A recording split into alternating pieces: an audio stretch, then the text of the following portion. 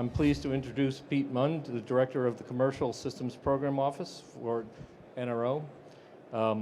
He leads the NRO strategy for full integration of multiple commercial imagery sources.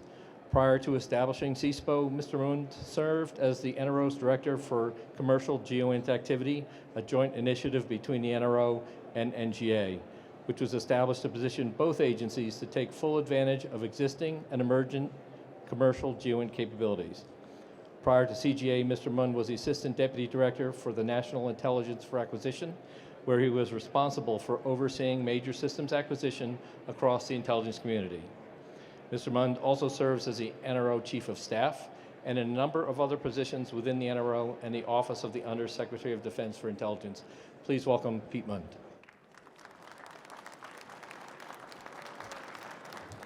Well, hey, good afternoon, everyone. I am Pete Muend, and I'm here to talk about what the NRO is doing in the world of commercial, which is an increasingly large amount. I do want to say up front, I'm not here to make any contract award announcements or anything like that, so I do hope that's not the only reason you're here. But I do have a lot of other things to go over. But I wanted to really begin with a quote from a former founder of the National Reconnaissance Officer, that was Dr. Edmund Land, who really put the task to the NRO this way: see it all, see it well, and see it now. And there's a lot of things that go into that task and that charge, and that statement really has not gotten any easier over time. Our adversaries continue to evolve, but we continue to evolve and innovate right beside them, if not ahead of them. And certainly that's the goal on our side. That's certainly the goal with all the national systems and classified government systems that the NRO brings to bear, both in space and the integration and ground architectures that the NRO also puts forward, working very closely with our partners at NGA and NSA and the rest of the intelligence community. But also, and increasingly, our commercial partners are a really and truly integrated part of the overall capabilities that we bring to bear as part of a hybrid architecture. Now, we do this in an environment that is just getting more and more difficult. For us, and actually for everyone who participates in the space environment, it's a contested environment, a competitive environment, and a congested environment. You have probably heard those words before, but it certainly rings true. That's an environment that the NRO has to operate in, has to make sure that we can operate with freedom of action, working with our partners in Space Force and the rest of the Department of Defense. But it's also an environment that our commercial providers and commercial partners have to likewise operate in and be successful in. So it's definitely something that we spend a lot of time thinking through and trying everything we can, perhaps with different approaches, with different systems, but make sure we can continue to provide the capabilities that we have to bring to bear to meet our mission and really give the intelligence and intelligence professionals and warfighters all the data that they need in order to do their mission. So as I said, it's not just for the NRO government systems or classified government systems that we have to operate in this environment. It's also the commercial providers that we partner with.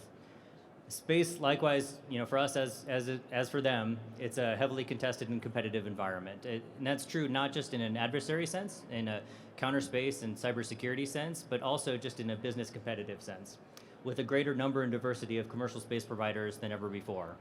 And that's true not just across the United States marketplace and the other businesses here domestically, but also in the international stage, right? The global marketplace that our U.S. industry base has to compete and be successful in. On our side, we've seen increased collection demand for high-resolution point, area, and rapid revisit global coverage, and so our requirements are reflective of that. And I'm happy to say that our commercial providers are definitely keeping pace, providing those increased capabilities over time. So as we can take advantage of those commercial capabilities, we of course on the government side can better vector our national capabilities and resources to take on those ever harder targets and ever increasing challenges that our adversaries are putting in front of us. As much as we work with our commercial providers, it's not just about the capabilities in orbit, but information assurance and cybersecurity, especially because our commercial providers are by and large unclassified commercial providers. And they exist outside of the government fence line. And so we spend a lot of time thinking through, from an information and cybersecurity perspective, everything that we ask the government or our commercial providers to do, above and beyond perhaps what they would do themselves. And then of course, the other actions we'll take internally to make sure that, again, we can use all the data that's available from our commercial partners, our national systems, all in combination to better meet the needs of the community. And I'm happy to say, as our commercial providers have moved forward, commercial imagery especially is everywhere. I can't open a web page, a newspaper these days without seeing overhead imagery in the press. And I have to say I'm very, very impressed and proud that, that the commercial providers, in many cases that we have as our partners, are leading the charge, making sure that it's becoming a more transparent world, especially in light of the actions going on in Ukraine. So a bit more on the NRO specifically. Our office was established in 2018. Our acquisition strategy, both then and now, is really to do what it says there as the quote there on the lower right-hand side. It's across the NRO to be able to buy what we can and only build what we must. And so for us, that means if a commercial provider is able to provide a certain set of capabilities, we're going to look there first. And only if the commercial providers and really the industry base that we're prepared to take advantage of isn't there to meet some of those perhaps more difficult challenges, or for whatever set of reasons, that's when we're going to go and continue to build the national systems to meet those ever more difficult challenges. So of course, we're working with both the commercial imagery, both on the electro-optical, the radar sense, but also increasingly with commercial RF. We're working very closely with our GEOINT and SIGINT functional managers on the NGA side and NSA sides respectively to make sure that we can have a good understanding of what those needs are and make sure that, that we can pre-position those contracts to take advantage of everything that industry is bringing to bear, especially on the US domestic industry base. But that partnership, working not only across multiple agencies and organizations in the NRO, you know, the Ground Enterprise Directorate, some of our other partners in the GEOINT Directorate, as well as the SIGINT Directorate, but also very importantly and increasingly more importantly, both at NSA and NGA.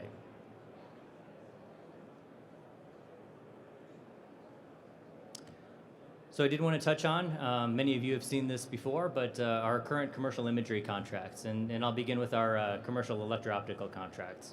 Certainly our long-standing partner with Maxar, we have a long-term contract with them called EnhancedView that many of you are familiar with. That really has provided the standard in imagery for a long time. In terms of content, swath, revisit, and just capability, and it does so in an assured manner with good geolocation accuracy, and also just as a good long-term partner. But in addition to that, I do want to highlight contracts that we've had for a number of years now with both Planet and Black Sky that have proven very, very successful. On the Planet side, we have contracts for both their Dove non-taskable systems, their PlanetScope system, as well as their SkySat systems. And those provide just really intriguing imagery collection capabilities. Certainly the Dove system collecting the entirety of the world's surface every single day.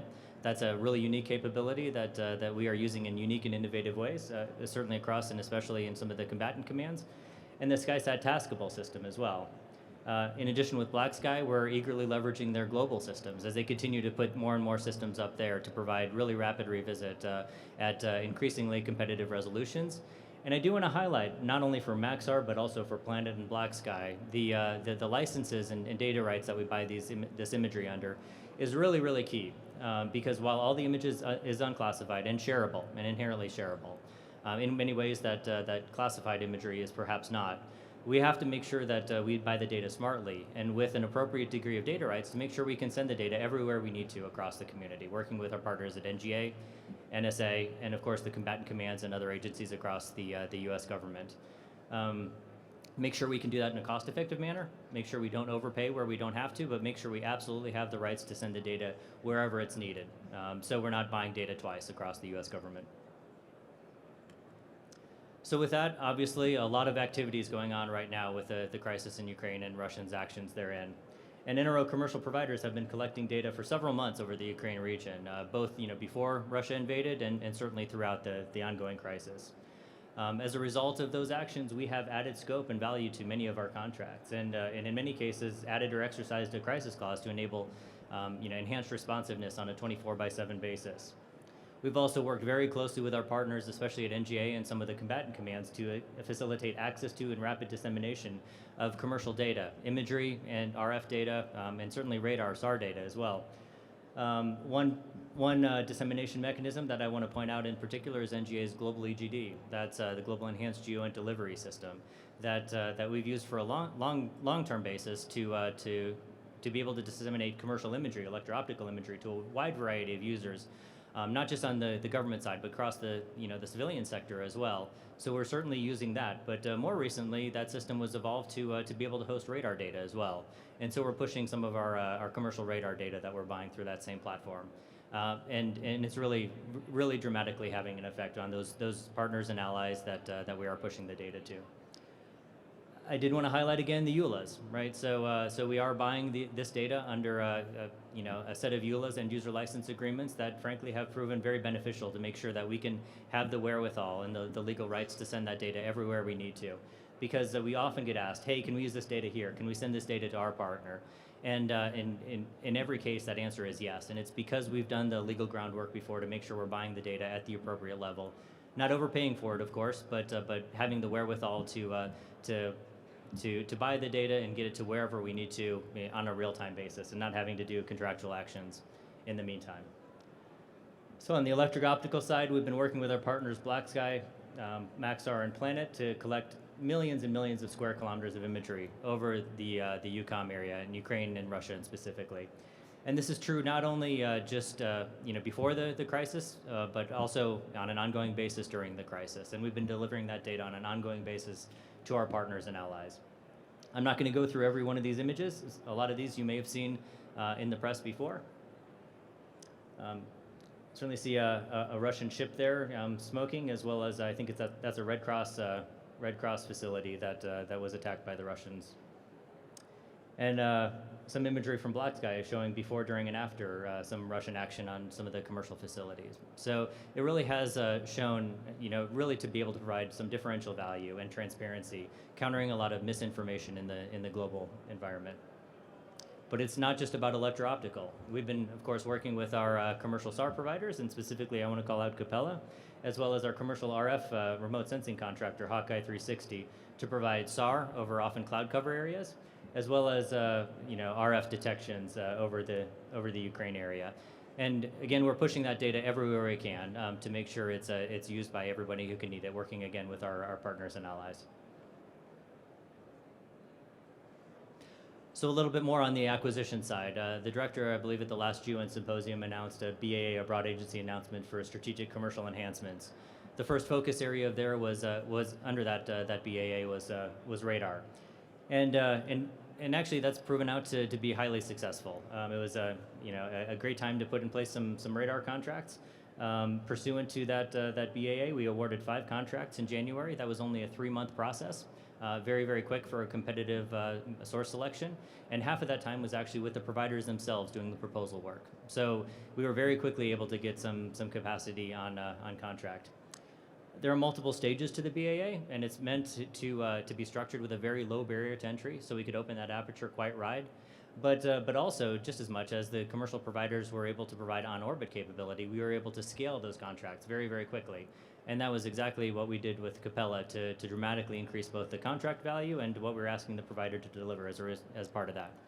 I do want to highlight, and Jay Bellis mentioned this previously, but as we move through these stages, a big use case here is not just buying on-orbit data, but also getting a better understanding of what the commercial marketplace and our SAR partners can bring to bear both now and in the future.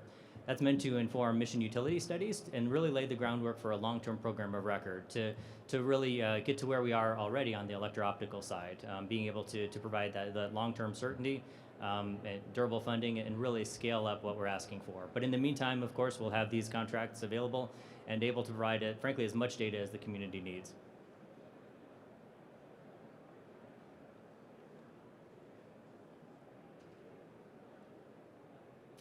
I'm going to touch again on Hawkeye 360 because we've been using that contract to great benefit. Like I said, they've been providing RF detections over the Ukraine crisis area, but also we've been using that data to think through what the next generation of the overhead SIGINT architecture is, and making sure we can bring to bear what commercial RF can do as part of that. So I think that's the very beginnings of a very fruitful relationship there, and we look forward to a lot more. I do want to highlight, as much as we have our standard family of end-user license agreements on our electro-optical and radar contracts, we have the same set of EULAs on the RF side. And that's actually proven very, very beneficial. So we can send that data to exactly the same spots that we're sending all the radar and electro-optical data. But of course, it's not just about the enterprise tasking and delivery. I do want to touch on direct downlink, because we've been doing more and more direct downlink to theater and tactical terminals provided by both the Army and the Navy. And this is a great set of efforts, not just by the providers themselves, but frankly with our partners in the Army and the Navy, to be able to construct an architecture so they can receive that data and get it out to their edge, right, wherever they need to use it. And so we've been working with, frankly, all of our providers across phenomenologies to be able to get data down into those tactical terminals. One example I want to highlight is with Black Sky. It's actually a very exciting example, especially for anybody with a Navy background. This is an example where Black Sky was able to take a picture of some activities just off the California coast, actually, on the Pacific, and then just a few minutes later be able to direct downlink into a Navy vessel that was actually underway in the Pacific. And so I think that it just serves as a great example of something that we're working actively to operationalize and do more and at scale as part of that enterprise architecture. Our tactical users and partners, the warfighters, have been asking for this capability for a long time, and I'm very glad that it's not just an engineering experiment anymore. It's something that we're working to truly operationalize, not just on the electro-optical side, but for radar and for RF as well. So a little bit on our major source selection underway, electro-optical commercial layer. I do want to highlight that that is, of course, underpinned by our GEOINT functional manager requirements that have gone through a very long and formal process, making sure that the Department of Defense and the intelligence community truly are standing behind those requirements, right? So it's gone through the JSIDS process, it's gone through the IC version of the JSIDS process, and that's what the department and the IC side have stood up and said, yes, this is how much commercial imagery we need to buy in the future, at least on the electro-optical side. And so we're being responsive to that. Obviously, that'll continue to evolve over time, and so we have some other more agile mechanisms in place to go alongside this. But we're very eager to move forward with really the next generation of electro-optical contracts here. As before, we continue to intend to award multiple contracts with flexible contract mechanisms to be able to on-ramp new providers and new capabilities as they become available. Back to EULAs, that continues to be important, and that's certainly part of our process here. And as I said, this source selection is underway, so that's all I'm going to say on that. But I do want to mention as well, beyond electro-optical, obviously there are a lot of things that are coming forward as well. So one of the big things that's next is the next focus area under our strategic commercial enhancements, and I do want to mention and announce that that is going to be focused on commercial RF. And so we're really eager to move forward, just like we did on the commercial radar side, but have in place a broad solicitation across industry on our on the commercial RF side of things. It's going to obviously include a lot of data on modeling and simulation, as well as where companies actually have on-orbit capabilities. We'll be asking for those on-orbit capabilities as well, both to verify their modeling and simulation, as well as provide data responsive to user needs and requirements. And then, of course, that is meant to, just as before, and as we mentioned on the radar side, really begin the process to more formally inform making sure we understand how commercial RF is going to play in that larger and next generation SIGINT overhead architecture. We're going to approach, obviously, U.S. ownership is a big part of this because, of course, what we buy is going to inform not only what's available in the commercial marketplace, but what's available in the future, and making sure we do our part in ensuring that the U.S. industry base is there to support us both now and in the future. We take that responsibility very seriously, and that underpins a lot of what we do. Here, we're looking to cast a broad umbrella. So just as we did on the radar side, this competition and this BAA is going to be open to U.S. and foreign-owned U.S. companies. And so we wanted to specifically mention that. And as also we did on the radar side, this BAA is constructed like the others to have a very low barrier to entry. But just like on the radar side, it's something that can accelerate very, very quickly as the commercial capabilities allow, making sure we can begin to integrate those capabilities into our architecture and really set the basis for understanding what's available in the future so we can do this more as a program of record in the long term. But very excited about that and looking forward to a lot of participation there. But of course, it's not just about the contracts that we put in place for the remote sensing capabilities. It's also about what we do on the ground architecture and making sure the commercial providers plug into a truly integrated architecture, making sure that we can do things like integrating tipping and queuing and sense making and doing everything that you would expect and hope we do across all the apertures, both government and commercial, that we have access to. So we spend a lot of time with our partners in the Ground Enterprise Directorate as well as at NGA and NSA, making sure that, that we do have a scalable architecture, being able to plug in our commercial providers as they can, and be able to use the data that they provide in an agile manner as part of that larger architecture to meet those needs. Because as I said, it's not just about the commercial contracts. It doesn't do any good unless we have the larger ground architecture there that can actually take advantage of it. Do want to highlight again cybersecurity. Cybersecurity is and remains a big deal. You know, it's a big deal for us. It's a big deal for our adversaries as well, as they continue to push the boundaries of what's acceptable there. And so we definitely recognize it's not a one-size-fits-all approach. We don't want to turn our commercial partners into end-to-end classified government systems. That's not the point or intent. But we do want to have a structured approach where we look at our commercial providers and be able to think through a priori. What sort of controls we're going to ask them to put in place? What sort of controls are they willing to put in place on their own accord?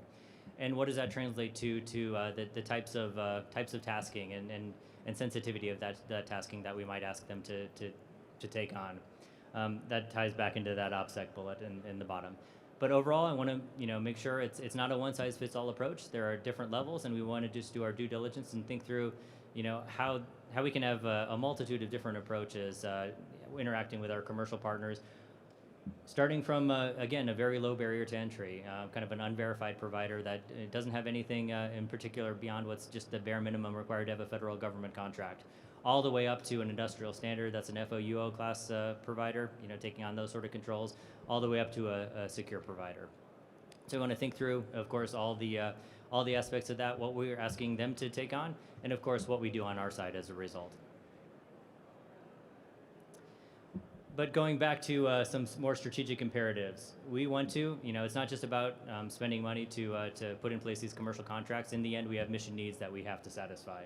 And so we want to be able to continuously deliver commercially collected overhead data for all of our partners across the Department of Defense, intelligence community, the civil government community, state, local, federal, and tribal entities as well as our foreign partners, right? I don't want to leave those out. We do a lot of work across the ASG, the Allied System for Geospatial Intelligence, all of our partners and allies. And they are key beneficiaries and users of the data that we bring to bear, the data that in many cases all of you bring to bear. We want to leverage emerging commercial innovations right at speed, right alongside our commercial providers, and really have a focus, really moving beyond electro-optical. So we're really excited about what's coming to the fore on the radar side, on the RF side, and perhaps beyond that, hyperspectral. Obviously, we spend a lot of time talking about making sure we fully integrate commercial as a key part of our overhead architecture, right? Our commercial providers are part of that hybrid architecture, that diverse, resilient architecture. They are key partners in that, and we want to make sure that we construct that architecture so it is truly resilient and meets those needs, not only in peacetime but in conflict as well. And we need to do that in a way, and at the same time, where we promote U.S. commercial industry leadership as part of the global market, right? This is a global market. We recognize that, and we want to make sure that as we look to U.S. industry to meet those needs, U.S. industry will continue to be there and continue to be able to lead the world in providing those capabilities, both for us and for the United States of America. So with that, I think that is my last slide. I am happy to entertain a few questions. Thank you, Pete. So first question is, do you have a small business liaison office to facilitate partnerships? We do not have a specific effort tied to small businesses, but again, we have a number of contract vehicles and mechanisms that are quite open to small businesses. Things not just on the commercial remote sensing side, but all across the National Reconnaissance Office. In particular, in our R&D branch called Advanced Systems and Technologies, AS&T. So how is NRO embracing ground solutions for commercial contracts to integrate with the existing architectures, or do you develop new systems? So of course, as part of our ground architecture, as we bring commercial providers, into the fold as part of that larger hybrid architecture, it has to be part of our larger enterprise architecture. The whole point is to make sure that we can use commercial data right alongside all the other data that we have access to. It's not a commercial stovepipe off to the side or anything like that.